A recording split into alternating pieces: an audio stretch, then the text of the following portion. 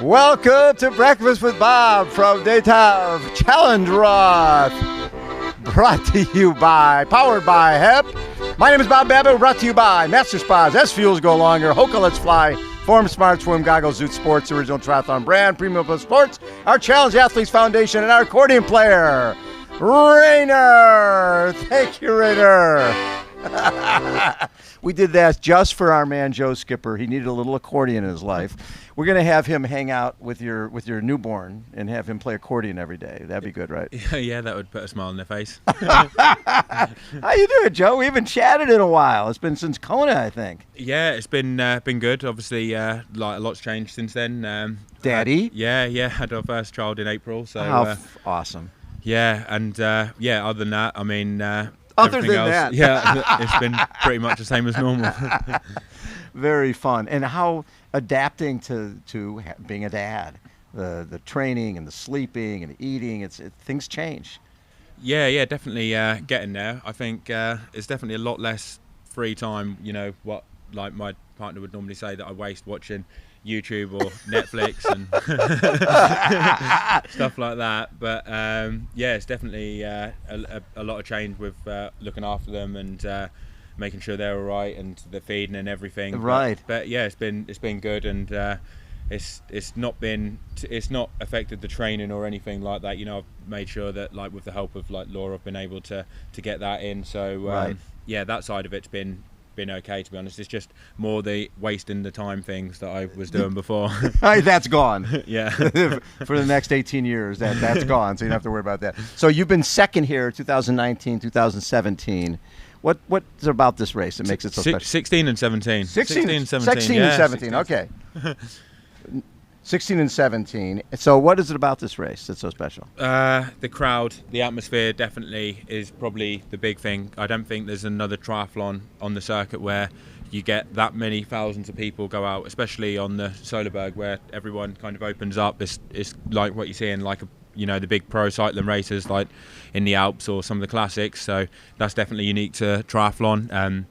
It also gets pretty much a strong field like a world championships. I mean, there's not the depth in it, but to win it, you've always got to beat someone who would be a contender for, say, something like Kona or, Ironman Nice that we've got this year. So right. It gets a lot of top guys that would come out to race.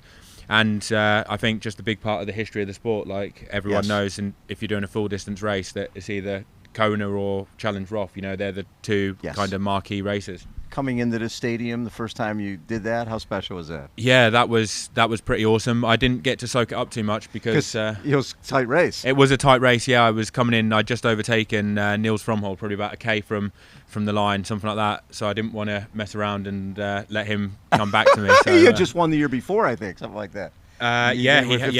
He did. He won it the year before, so he was the defending champion. So that was I couldn't really soak it up, but it's still incredible though. You still hear the noise and the roar, especially when you come in, and you don't really get that in any other races. I think Kona, maybe when you're coming up to the finish line, you get something similar to that, but yeah, them two are kind of on a league of their own, really. Did you catch him inside the stadium here? Just before, literally 300 meters before we took a right turn to come off the road. So wow. Yeah, 600-700 meters from the finish line. Well, and he's the German defending champion, so the crowd's going crazy. The crowd was going crazy. I was in the German sandwich between Jan Frodeno and him.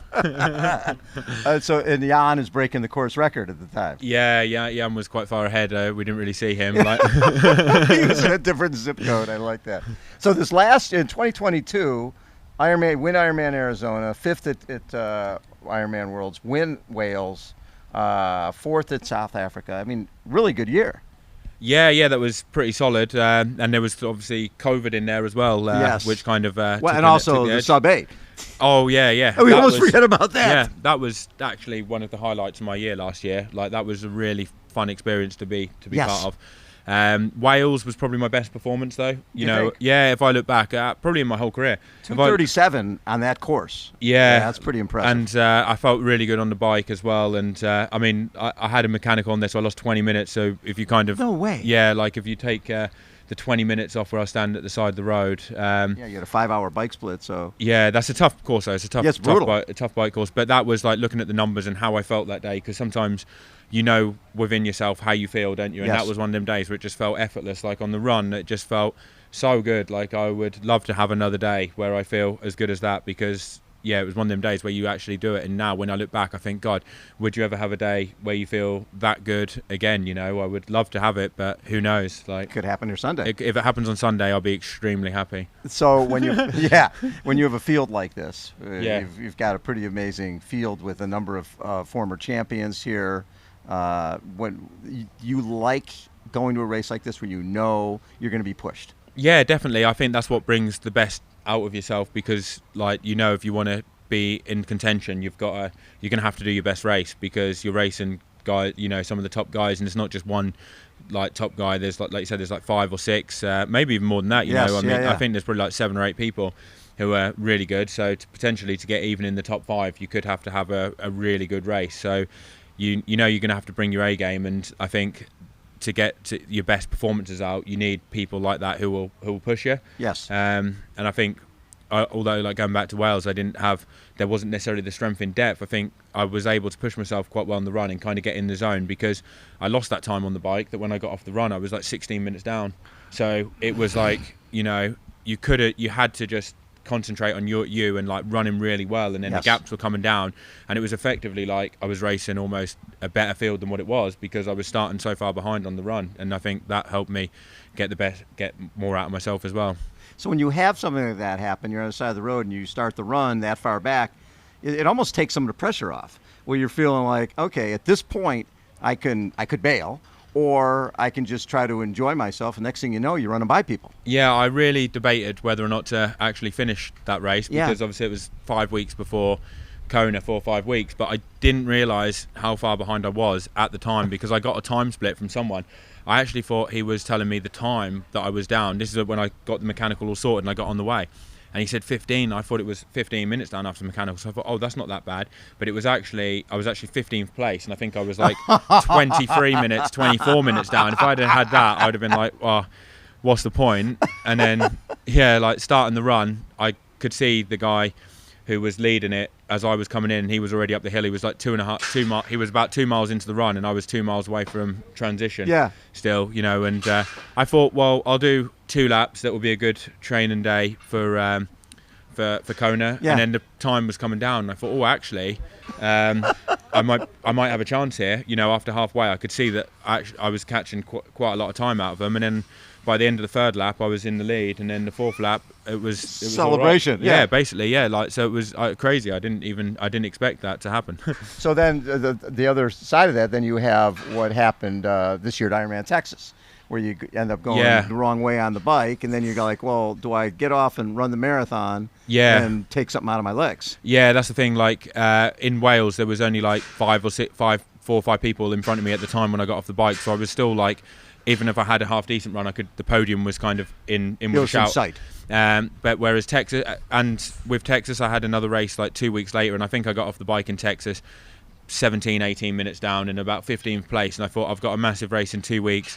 I don't want to push it and do a whole marathon really hard and end up having 2 really bad ones, because I thought, even if I push it really hard, the best, looking back at the results, even if I'd have gone my best, I think 7th or 8th would have been the best I would have got, and that was if I had a really good run. So it wasn't really worth it then. It was a shame, because like I do like that race, and I've never since I had my first breakthrough result in Texas back in 2015, I've been back there numerous times before, and I've never had a good race back there since then. Really? Yeah, and I feel like I've got a lot of unfinished business with the race, but it's never really happened since back then. It was my first big breakthrough, but that was the second, right?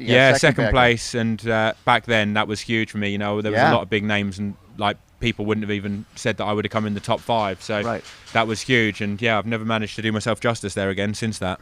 Well, and that was then you go from there.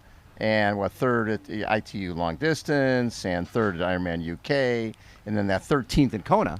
Yeah, that was big. That was a really big year. That was like my first kind of breakthrough year, really, where people knew who you were. Yeah, and getting on the podium and stuff like that. And then after that year, I came back here, and the aim was in 2016 was to try and break the British record. Yes. And that was to go under 8 hours, because no one had done that from Britain before. Yes. And at that time, going under 8 hours was actually quite rare. I mean, it's not like today where you get like 15 people, I think, like in a race go. I know. Yeah, go sub 8. So that was huge for me, trying to get under 8 hours here. How big a difference did the plated shoes make? I would say probably 4 seconds a K, maybe. 4 seconds a K. 4 seconds a K, probably something like that, around that. So I mean, over a marathon, 2 minutes 40 to 3 minutes. Right. I think the main thing isn't necessarily the plated bit what makes it so much faster, but it's the foam. The different foam now is so much more softer that it actually beats your legs up less. And I think you can actually train harder now because you can train in some of the quicker. so you don't get, like, I do some big sessions now running and your legs just aren't that beaten up because the foam's so much softer that you don't get the muscle damage. Whereas back in like 2015, 2016, even up to like 2019, you would train in normal shoes and you'd do a big session off the bike. I mean, if it was a long run with intervals or a hard speed session, your legs would feel it the next day. Whereas, you know, now the next day you haven't got that muscle damage, so you can still train fairly hard, whether that be on the bike or the run, you know, and I guess you can consistently be better with your training, and then obviously you do gain like 3 or 4 seconds, 4 seconds a K in the races, so you can train harder and you're going to race faster. Has the bike changed that much? Oh, I think the bike's come on loads. Yeah, I mean the aerodynamics are massive now. Yes. Like the different wheels, the tyres are faster. You know, the tyres probably now compared to like back in 2015, 2016, you're probably 10 watts quicker. Positions, loads of people. I guess the top people probably aren't necessarily any more faster in their position, because they were always going to the wind tunnel in 2015, 2016, but everyone's doing it now, and everyone's doing like testing on the velodrome. The bikes, like all the top bikes, are probably fairly similar. You know, they're all going to be pretty quick. But yeah, it's bits like that. I mean, you put it this way, Bob, you would be going sub-8 if back in your day now. Jeez, come on, that's right. I mean, sub-8 for the bike ride. No, you'd have been in the mix, mate. You'd have been in the mix. I would have been right there. Yeah. So when you look back at Chrissy Wellington with an 8:18:13 time from 2011, still being the best in the world for iron distance, that's pretty amazing without plated shoes. And the bike. I mean, I've seen pictures of her bike, and I think, and her kit. I mean, when she did that, she was on like wearing a 2-piece tri-suit, I think, wasn't she? Yep. So maybe 10-15 watts. It could be like 3 to 4 minutes in the kit. The wheels, I don't think she had a disc wheel on the back, so you could say like maybe 90 seconds, 2 minutes. I think if you'd have taken her performance, what she did in that day, and you got her dialed in on a bike, fast aero helmet, I think she was riding a road helmet back then as well, which is losing something. I think you're probably talking maybe 8:05. Do you reckon? Like, probably, I reckon like 13 minutes. Yes. Like, I mean, 3 minutes quicker on the 2.5, 3 minutes quicker on the run. She ran 2:44, didn't she? 2:44. So she'd be around 2:40, 2:41 probably. She'd probably be the first woman under 2:40. Yeah, that would have been a target that she probably would have been targeting for. Yeah, like if she was around now. And I mean, the bike, she would have made huge improvements because her position, aero helmet, the wheels, the tyres, literally everything that she's got on the bike would be massively slowing you down. I think her bike could be 8-10 minutes quicker. I think she could be even pushing like, for 8:05 to 8 hours, like she'd be looking somewhere around that ballpark. That's pretty amazing. What's your ultimate goal in the sport? Oh, that's a big question. I would love to win the World Championships. Like, that would be an amazing goal, like in Nice this year. I think that's probably one of my best chances. Like the Kona heat doesn't really suit me, so that would be a good chance, a really good opportunity for me to do it. And then other than that, the ultimate goal, I mean, I've never really thought about what my ultimate goal is. I just enjoy the racing. You love the racing. Yeah, I just love doing it. I mean, to keep having fun, I guess. And traveling the world. Enjoying yourself, traveling the world, and now then involve your child. Exactly. To see this lifestyle. Yeah, take the family around and get some good results and just be able to have fun and try and win some of the biggest races in the world. I'd be happy doing that. This is one of the biggest races in the world. Yeah. This one you haven't won yet. I know. Like, to win this would be incredible. Like, that would be a huge box ticked, and I'd be very pleased if I managed to do that on Sunday. I'm definitely going to be shooting for it. And I think if I was able to do it on Sunday, it would definitely be one I'd look back on with the strength of competition that they've got this year. Like people are saying, it's the strongest challenge Roth field that they've had. So you can't say you've done it in a Mickey Mouse year. Like you've done it with the best guys on the line. So that would be incredible. Love it, Joe. As always, thanks for taking time. Cheers. Always such a treat. Thanks very much. Yeah, great to talk to you, Bob. Joe Skipper has been our guest. Everybody, again, we are at Breakfast with Bob from the Day Tev Challenge Roth, powered by HEP. Hold on, we'll be right back.